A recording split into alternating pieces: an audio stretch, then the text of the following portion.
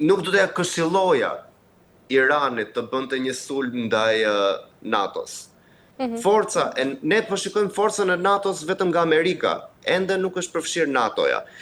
I vetmi vend që është përfshirë pak më shumë se Shtetet e Bashkuara dhe se sa Izraeli është Mbretëria e Bashkuar, e cila ka çuar avionët e saj, teknologjinë e luftës në zonën e Qipros, e cila ishte një zonë e cila u godit pak më përpara nga raketat iraniane. Po flasim për zona të cilat janë në rrezet të shkurtër veprimi. Qipro, po të llogarisim nga hapësira territoriale e gjeografike, është një ishull në perëndim të Levantit. Pra, deri në Levant janë dhe bazat e Hezbollahut, të cilat janë proxy të Iranit, të cilat veprojnë. Pra, deri në këtë lloj hapësire territoriale është rrezja e veprimit, ku Irani mund të shkaktojë dëm në thonjza. Qasëm gjithmonë dëm në thonjza, pasi u vërtetua nuk ka hapësirë ajrore Irani. Irani thjesht tani në këtë momente që flasim, po godet sepse ka shumë arsenal ushtarak, ka shumë municione, ka shumë raketa, dhe duke vendosur kombinimin e droneve edhe sulmeve raketore, praktikisht këto mund të shkaktojnë ato që quhet confusion, pra duke krijuar një lloj shpërqendrimi në elementet e radarëve të vendeve që janë afër këtij territori, që kemi këtë lloj situatash të sotme. Por nëse do të flasim, nëse Irani do të luajë mendsh dhe do të sulmojë Europën, pra të hyjë në një konflikt të drejtë për drejtë me NATO-n, më vjen keq ta them, por është e pamundur. Nuk mund të dalin dot. Qartë. Nga ana tjetër, mendon se mund të kemi edhe një krizë të re globale pra energjetike nëse lufta do të vazhdojë të përshkallëzohet? Absolutisht po, pasi kemi të bëjmë me ngushticën e Hormuzit, e cila është një nga nyjet tregtare të ekonomisë sotme. Pra kemi të bëjmë me një vend ku është qarkullimi i naftës. Për sa i përket kësaj çështje, nëse do flasim për një konflikt të përzgjatur, absolutisht do përkthehet në kosto financiare. Kosto financiare të cilët do ta ndjejmë më tepër vendet e Europës, gjithë bota kryesisht, por nëse flasim për vendet si puna jon, Shqipëria në këtë lloj rasti, që është një vend i ulët prodhues, do të ndikohet nga rritja e çmimeve, pasi kemi të bëjmë nëse rritet çmimi i naftës, kjo është diçka e cila shkon zinxhir për sa i përket ekonomisë dhe sjellë rritjen progresive të gjitha produkteve të tjera. Qartë. Por, nga ana tjetër, në shumë konflikte të mëdha, sigurisht që rrej momenti vendimtar shpesh vjen pas disa ditës ose javësh, dhe sigurisht kur njëra palë vendos të ndërmarrë një hap pra më të fortë. Mendon se, ose cili mund të jetë momenti që do ta ndryshojë rrënjësisht këtë konflikt që po ndodh? Ky konflikt do të ndryshojë mbas javës së parë. Sot është dita e 5. Presidenti Trump e ka deklaruar më përpara që ky është një konflikt i cili mund të shkojë deri në 4 javë. Edhe 4 javë është koha optimale pasi kemi të bëjmë me pavarësisht faktit se Shtetet e Bashkuara të Amerikës e kanë dominancën ajrore edhe detare për sa i përket konfliktit në Iran, pra në këtë lloj faze është totalisht e pamundur për Iranin për të hedhur në tokë avionët ushtarak izraelito-amerikan, pasi kemi të bëjmë me të njëjtën teknologji të përfshirë këtu, apo të shkatroj luftanijet amerikane, pasi u mjaftua thjesht një torpedo amerikan për të hedhur në erë një frigat. Edhe ku kemi të bëjmë me rastin e frigatës, kemi të bëjmë me një anije ushtarake e cila është e mirë pajisur, pra e programuar për të bërë ballë këtyre sulme. Një torpedo ju desh, e lëshuar nga një nëndece, edhe nuk ka më anije iraniane. Përse përket edhe krizës ekonomike, Shtetet e Bashkuara të Amerikës po deklarojnë ndihmë ushtarake për të gjitha anijet në mënyrë që Hormuzi mos të bëhet më problematike. Pasi kemi parasysh është pikërisht bllokimi i kanalit të Hormuzit, i cili i jep forcë Iranit në këto momente. Por me sa duket, përse përket teknologjisë së Shteteve të Bashkuara dhe armatimit të Shteteve të Bashkuara, këto nuk janë problematike. Problematika e vetme që ndodhet momentalisht është sasia e madhe e raketave që ka Irani. Prandaj tha 4 javë presidenti Trump. Ishin 4 javë që i duhen që Irani të zbrazit depot e veta ose derisa depot e Iranit të neutralizohen totalisht nga raketat amerikane.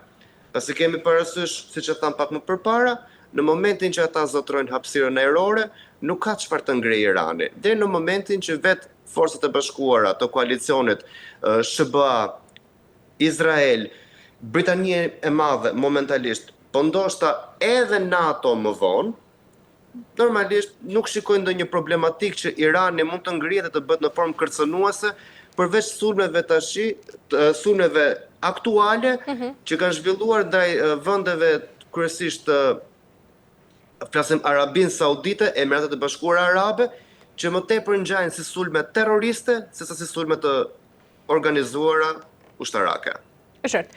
Rej, shumë analistë ndërkaq që shohin të gjithë të konflikt pra si një përplasje ushtarake, por nga ana tjetër edhe një luftë për ndikim dhe kontroll ekonomik. Si e sheh Rej, mendon se kjo është një luftë pra për dominim në linjën e mesme apo ndoshta për një betejë për energjinë dhe rrugët e naftës? Në fakt, çfarë ja vlen të përmendet tashmë, edhe cila do faktohet mbas 4 javësh, është ridimensionimi gjeopolitik i lindjes së mesme. Po të referohemi çështjeve gjeopolitike, vendi që humbet më shumë nga disfata iraniane është BRICS-i, është Rusia edhe Kina. Rusia humbet aleatin kryesor i cili ndihmonte në prodhimin e droneve që furnizonte Rusin për të vazhduar luftën në Ukrainë. Kina humbet marrëdhëniet tregtare, sepse Irani ishte pika e lidhjes midis Azisë edhe Europës. Izraeli tashmë rikonfirmohet si superfuqia rajonale në lindjen e mesme. Duke parasysh, mbas luftës 12 ditore, e cila rezultoi të ishte sukses për Izraelin, e mposhtën hapësirën ajrore iraniane.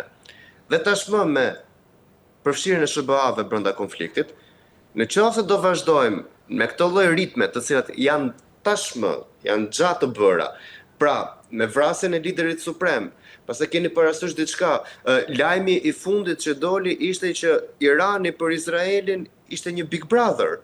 Ata prej muajsh të tërë dinin çfarë do lloj lëvizje, pasi kishin hakeruar sistemin e komunikimit dhe kamerat në Iran. Ata dinin çdo lëvizje. Ata ishin të gatshëm ta vrisnin Khamenein që përpara 6 muajsh. Por pikërisht u zgjodh tani momenti. Pra, kemi të bëjmë me vran kokën e komandës. Qartë. Për 45 minuta. Është shkatruan komandën zinxhir të gardës revolucionare për 45 minuta, me një sulm të vetëm. Tani të bëhet, të thuhet propagandë që Irani ka shanse mbijetese, është totalisht absurde. Amerika dhe Izraeli, pra politika izraelite, teknologjia amerikane, bashkimi këtyre të dyjave bashk, tregoi që ishte shumë efikas. Nuk kemi të bëjmë ende me një luftë totale, pasi nuk kemi të bëjmë përfshirje ushtrisë, por ama për sa i përket teknologjisë së aviacionit dhe të luftanijeve detare, është totalisht dominimi plot nga Amerika dhe nga Izraeli.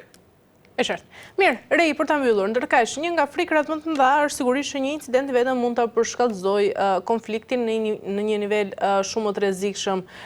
Mendon ose cilat janë skenaret më të rrezikshme që mund të ndodhin në ditët ose në javët në vazhdim? Skenari më i rrezikshëm momentalisht që flasim është fakti i një përshkallëzimi të konfliktit për te rajonit.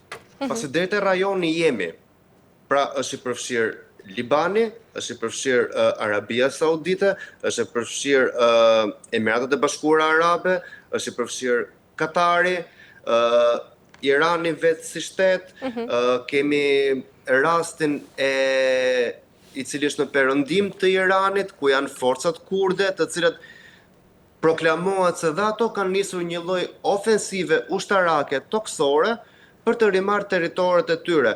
Pra, momentalisht që flasim, kemi shumë aktor politik të përfshirë. Po të marrim parasysh rastin e gjeopolitikës, Kina dhe Rusia janë distancuar nga konflikti. Pasi nga ana tjetër, Kina dhe Rusia kanë hallet e tyre. Kina ka çështjen e Tajvanit, kurse Rusia ka çështjen e Ukrainës. Kemi rastin e Europës, e cila është e dyzuar për sa i përket luftimit. Pra dje kishim presidentin spanjoll, kryeministrin e Spanjës, i cili ishte kundër një konflikti të armatosur. Pra Europa momentalisht, duke qenë se e ka të sanksionuar